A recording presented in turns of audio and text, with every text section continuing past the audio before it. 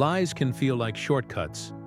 In business or in life, a lie may cover the truth for a while, but it always comes back to haunt you. Stay until the end, because this story shows how one man's lie built an empire of sand that eventually collapsed in front of everyone.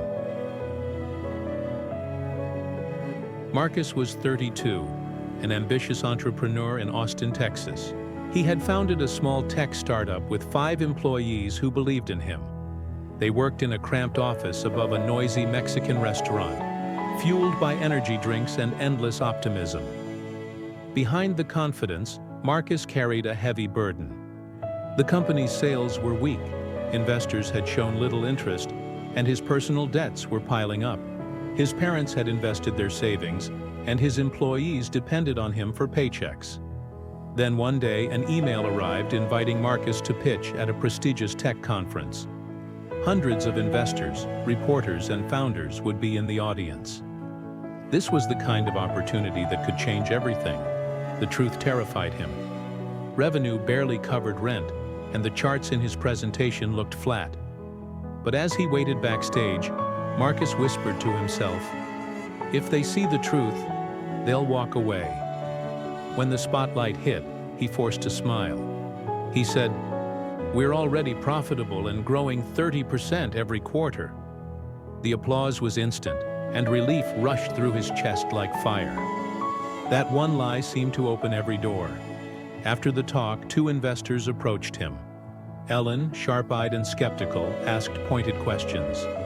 David, warm and enthusiastic, congratulated him and suggested another meeting.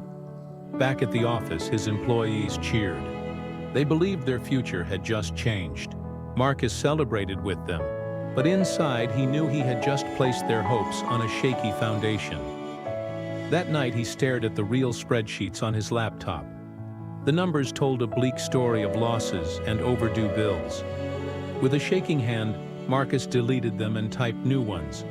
Losses turned into profits. Disappointments became victories. Each adjustment made the lie grow bigger. Soon he even added fake client names to make the company look more impressive. He told himself again and again, "This is just business. Everyone exaggerates." Weeks later, Marcus sat across from Ellen and David in a sleek downtown office. Ellen flipped through his documents and frowned. "Marcus, these invoices don't line up. Can you explain?"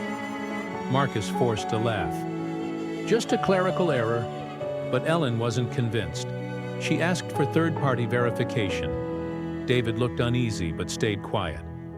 Marcus left the meeting with sweat running down his back. That night, a junior developer at the office stumbled across an old invoice. The numbers didn't match the ones in the official report. She approached Marcus quietly and asked, "Why are we hiding this? We deserve honesty." Marcus's temper flared. "Do you want this company to die? We need this deal." The young woman walked away, shaken, and the rest of the team soon heard whispers of the confrontation. Trust began to crumble. Employees avoided eye contact. The man they once admired now looked unstable. Marcus worked later and later, snapping at anyone who questioned him, staring at his ceiling at 3 in the morning and whispering, "Please don't let them find out." Finally, the day of truth arrived. Marcus sat at a long table with Ellen, David, and several reporters who had been invited to witness the potential deal. Other founders watched from the back of the room. Ellen's voice was calm but sharp. "We hired auditors to check your numbers. They don't add up." The words echoed like a gavel. David leaned forward, disappointment in his eyes. "I wanted to believe in you, but honesty is the one thing we can't negotiate." He pushed back his chair, and the investors stood to leave. Marcus's throat closed. He wanted to argue, to explain, but the silence was heavier than any excuse. The meeting ended with him sitting alone, surrounded by papers that now looked like evidence of betrayal. The fallout was swift. A local tech blog ran the headline, "Startup CEO caught faking numbers. Employees resigned one by one." His parents, ashamed, stopped answering his calls. Within weeks, the office above the restaurant went dark. Months later, Marcus found work at a mid-sized company. His new title was junior manager. His desk was small, and his responsibilities unremarkable. But his shame followed him everywhere. One evening, a young founder asked him for advice. "Should I polish my numbers? Everyone else does it." Marcus looked down, then met his eyes. "If you must choose between the truth that makes you look small and a lie that makes you look great, choose the truth. I lied once and I lost everything. The lie doesn't vanish. It waits, and it always comes back." From that day forward, Marcus lived differently.